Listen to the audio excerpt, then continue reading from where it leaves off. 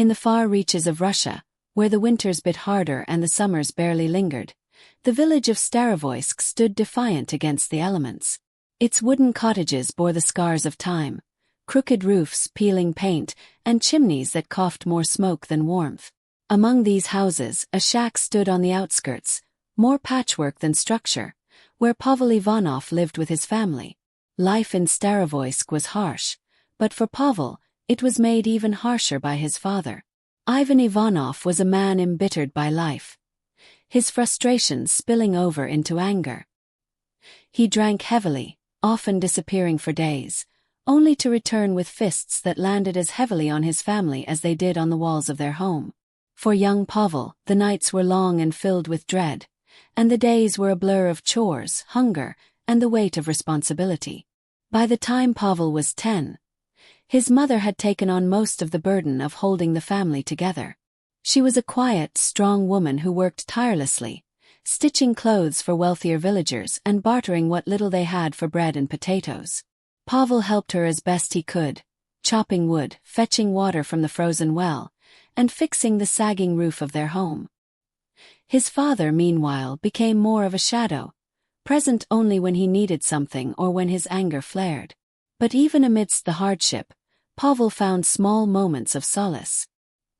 He had a talent for seeing beauty in the simplest things, the way the sunlight danced on the frost, the way snowflakes caught on his eyelashes.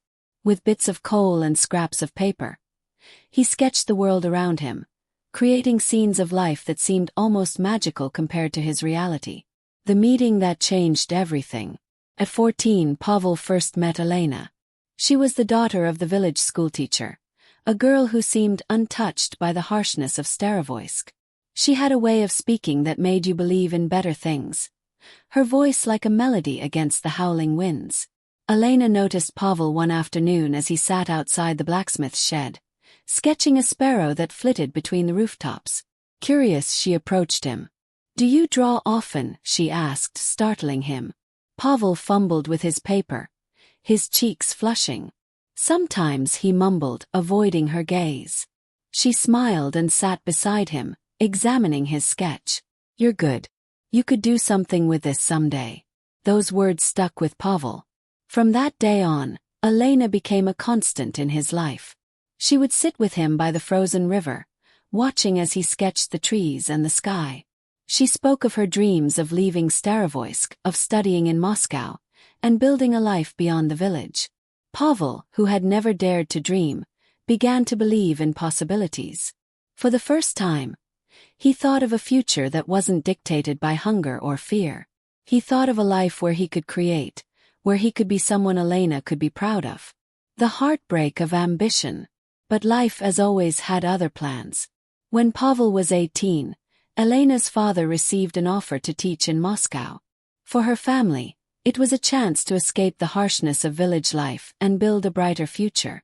For Pavel, it was the beginning of a heartbreak he hadn't anticipated.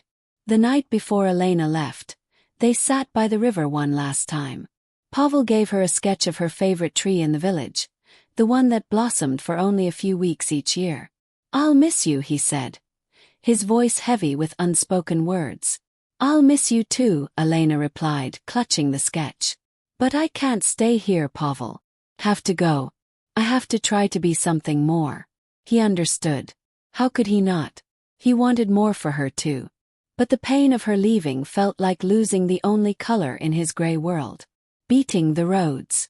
For a year after Elena left, Pavel wandered through life with a growing restlessness. The village felt emptier, the days colder. His father's drinking worsened, and his mother grew frilier. Pavel took on more work, chopping wood, mending fences, and hauling goods for traders who passed through the village. One spring, after a particularly brutal winter, Pavel decided he couldn't stay in Starovoysk any longer. He had saved enough money for a one-way train ticket to Moscow, earned from endless hours of back-breaking labor.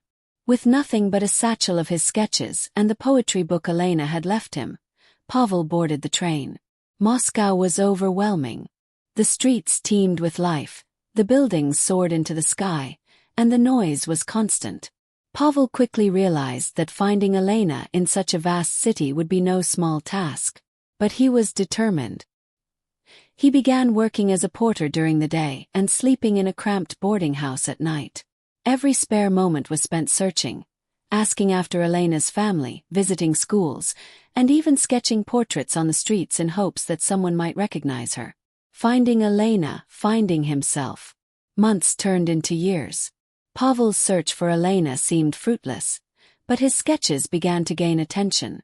People stopped to admire his work, offering him small commissions for portraits or scenes of the city. Slowly, Pavel built a reputation. His talent, born from years of observing the harsh beauty of Starovoysk, set him apart in a city full of artists. One evening, as he displayed his work at a small gallery, he heard a familiar voice. "Pavel." He turned to see Elena, her eyes wide with disbelief. She had grown, her presence more confident, but her warmth was unchanged. They spent hours catching up, and Pavel learned that Elena had pursued her dream of studying art. She had seen his sketches in a gallery window and recognized them instantly. For Pavel, finding Elena wasn't just about love. It was about finding himself. Through his struggles, he had discovered his own strength and talent. The boy who once lived in a broken home had become a man who could stand tall. Together, Pavel and Elena began a new chapter. They collaborated on art projects, blending their shared memories of Starovoysk with their experiences in Moscow. Pavel's work gained national recognition, and Elena became his most steadfast supporter and partner. In the end, Pavel's story wasn't just about finding love. It was about finding purpose, proving that even the harshest beginnings can lead to extraordinary endings.